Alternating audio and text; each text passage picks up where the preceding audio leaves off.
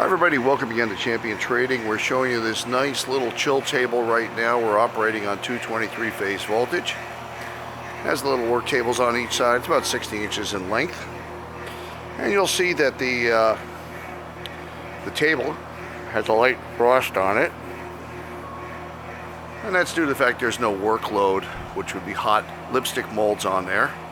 We had to replace, make one repair to the compressor, needed a new fan. She's up and running great now. We have to finish some insulation there. You do see one of the pipes, the frost covering on it. Lose a little energy in there. So if you're doing any type of hot pour and you need to cool, we have a number of these chill tables in stock, especially for lipstick. So we do hope you'll visit our website at www.champtrading.com. And we look forward to hearing from you. Thanks for joining us for this video today.